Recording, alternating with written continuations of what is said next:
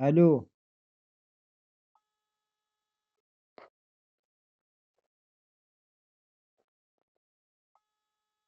شوف النصب.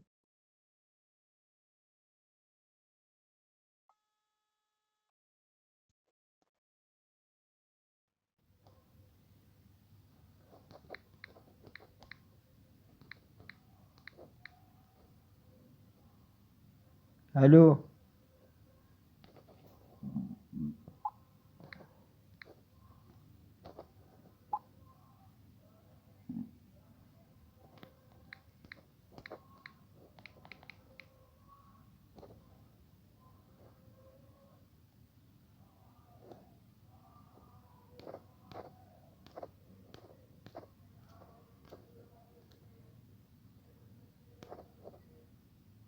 دول النصابة بعونهم.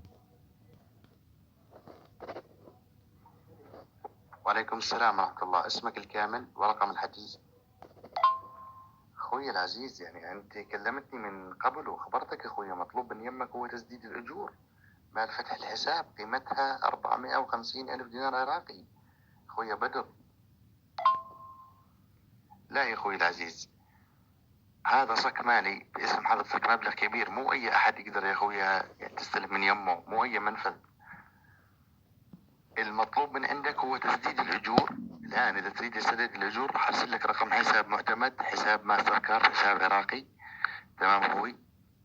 وتذهب لأي منفذ تحول المبلغ وترسل لي الوصل مال التسديد وتنتظر اتصال من يمي خلال أقل من ساعة على مود أعلمك على المنفذ اللي راح يتم فتح الحساب عن طريقه داخل محافظتك وتستلم من يمه.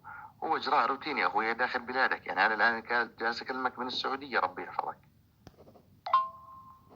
أخوي أنت مؤاخذ، يعني أنت بتقول لي قاعد أنا جالس من دون أكل. أخوي شو الكلام هذا؟ جالس تتكلم وياي، يعني أنا يا أخوي مندوب، يعني ما لي علاقة بهذه الأمور. تريد يا أخوي الآن تكمل الإجراءات، أرسل لك رقم الحساب الماستر كارت اللي تسدد عليه المبلغ 450 ألف دينار عراقي. بس خله أدبر فلوس وأنا على راسك، بس خله أرتب وضعي الداين نشوف شلون. تمام يا أخوي مو مشكلة، لكن قبل الساعة 12، الآن الساعة 12 ظهرا، المفروض أخوي أنه تكمل الإجراءات على مود تستلم مساعدتك. أكو أشخاص كثير محتاجة، وفي أي لحظة يتم تدخيل مستفيدين جدد، يعني يرسلون المساعدة لشخص غيرك في أي لحظة، لأنه أكو أشخاص كثير محتاجة. فهمت علي يا أخوي؟ أنا الآن أكلمك هذا الكلام حتى أكون بريء من ذنبك.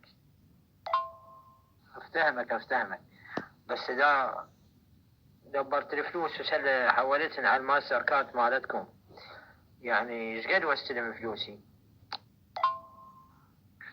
أخوي العزيز إن شاء الله من تسدد الأجور، يعني من تحول المبلغ وترسل لي الوصل مال التحويل، أقل من ساعة انتظر اتصال من يمي. يعني أنا راح أتصل عليك خلال ساعة من ترسل لي الوصل، حتى يا أخويا أعلمك عن المنفذ اللي راح يتم فتح الحساب عن طريقه داخل محافظتك وتذهب تستلم من يمه. يعني أنت ما راح تستلم من نفس المنفذ اللي راح تحول من عنده المبلغ يا أخوي الأجور. تمام. وعندنا تعليمات انه يا اخويا من السيدة شيماء ما تعلم احد في هذه المساعدة، وتبقى بيني وبينك بسرية تامة. اولا ليثبت الاجر والثواب، ربي يحفظك، يعني هذا المفروض تتبع الاجراء يا اخويا، يعني هذا اجر وثواب، ما احد المفروض يعلم بها، حتى المنفذ ما تعلمه في هذه المساعدة حتى ما يطرح عليك اي ضرائب. فهمت علي يا اخويا؟ فقط سدد الاجور على الحساب اللي راح ارزلك اياه، وارسل لي الوصل مال التسديد وانتظر اتصال من يمي. تمام استاذي؟ وما يكون خاطرك الا طيب. اذا تريد تستلم المساعدة تتبع يا اخويا كل كلمة الان جالس اقول لك اياها. تمام. ان احد علم عن المساعدة يا اخويا، اذا المنفذ علم عن المساعدة، ترى انا بحكي لك الدغري والصراحة يا اخويا، ما راح اقدر ارسل لك. انا اقسمت يمين ان تبقى المساعدة بسرية تامة، وهذه معلومات مطلوبة مني ابلغك فيها. لذلك يا اخويا بدك تتبع التعليمات وياي على مود تستلم مساعدتك. فهمت علي؟ راح ارسل لك رقم الحساب اللي تسدد عليه المبلغ، او اي يعني يا اخويا بنك اهلي يعني. هذا هو رقم الحساب الماستر كارد، هذا حساب عراقي استاذي. الان من اي مكتب قريب عليك او منفذ او اي يعني اخويا بنك اهلي، يعني شوف اخويا اي واحد يسدد على الماستر كارد يعني يحول، ما في مشكله، سدد الاجور وارسل لي الوصل مال التسديد. اخوي العزيز، كلامك على عيني وراسي، وهذا من حقك طبعا يعني انك تطلب هذا الشيء. لكن استاذ العزيز، يعني انت حضرتك راح تسدد على حساب عراقي، هذا حساب معتمد داخل بلادك، تمام استاذي؟ ومجرد يا اخويا بحال لا سمح الله ما استلمت المساعدة، تقدر تقدم شكوى امنية داخل الامن الوطني عندك اخويا على رقم الحساب، على بياناته. راح تبين عندك من تسدد الاجور، تبين بيانات المستفيد صاحب الحساب، وتحصل حقك. ترى انا جالس اكلمك اخويا كلام واقعي، وكلام اخويا بكل صدق وامانة. واذا تريد اخويا على بالنسبة للضمانة، انا ما عندي اي ضمانة الا القسم بالله العلي العظيم. الان اقسم لك بالله، اذا تريد تكمل الاجراءات حتى يطمئن قلبك فقط لا غير، وانا ليس مجبر اني اقسم لك اخوي، لكن ليطمئن قلبك. وبالنهاية انت المستفيد الوحيد ولك كافة الحرية، انا ما راح اجبرك تكمل اي اجراء. وهواي عندنا عراقيين يحجون اللغة اللي كظوها عصابة كاملة، عصابة كاملة كظوها، يحجون اللغة الكويتية والسعودية والقطرية والإماراتية، ويشتغلون هاي الشغل. يعني مع احتراماتي إلك، بعد الله أعلم. المبلغ يا اخوي اللي باسم حضرتك مبلغ كبير ومو بهين، ومو اي شخص يقدر يحصل على هذا المبلغ. والله يا اخوي اكو اشخاص كثير محتاجة، يشهد الله اني اكلمك بصدق وامانة، وانا من داخل المملكة العربية السعودية. كثير اشخاص اخويا محتاجة الان، باي لحظة ما كملت الاجور، يعني ما ارسلت الاجور وكملت يا اخويا استلمت المساعدة، راح يتم ادخال شخص غيرك محتاج مساعدة يا اخويا، ويرسلون المبلغ له. فهمت علي؟ انا اكلمك بكل صدق حتى اكون بريء من ذنبك امام رب العالمين. وبالنهاية يا اخويا يعني انا ما راح اجبرك، انت المستفيد الوحيد. ما بقدر اقول لك الا حسبي الله ونعم الوكيل في كل دجال ومحتال جالس يدفع طريقة مساعدتنا، بغايته استغلال عوائل العفيفة والمحتاجة، ولهم موعد قريب عند رب العالمين، وعند الله تلتقي المتخاصمون. يعني ان شاء الله يا اخويا بالدنيا ما راح يضيع يعني يمكن حقك، لكن صدقني بالاخره ما راح يضيع لك دينار واحد، سواء انت او غيرك تم الاحتيال عليهم في الدجل والاحتيال. حسبي الله عليهم، هذا اللي اقدر اقول لك اياه اخويا.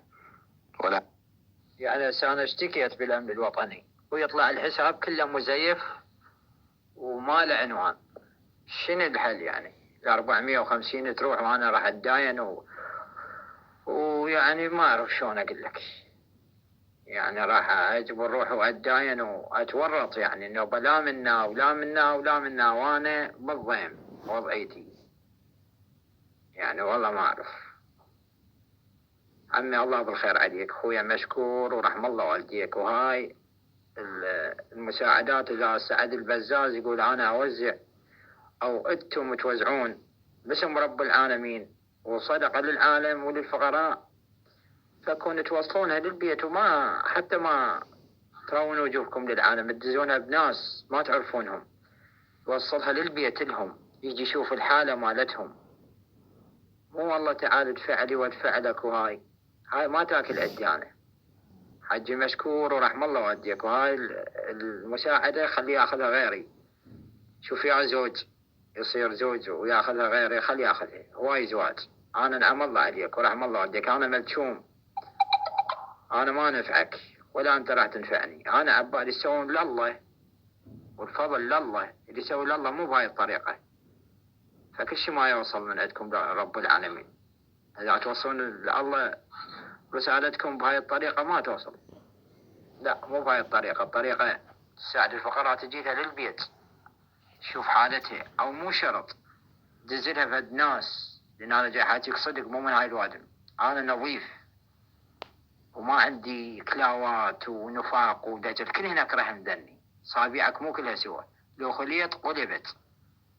انا عيشتي تعبانة، تعال وشوفني. انا جاي اقول لك تعال، يعني مباشر، ما جاي اكذب عليك، جاي اقول لك تعال. ماكو واحد يقول لك تعال شوف وضعيتي.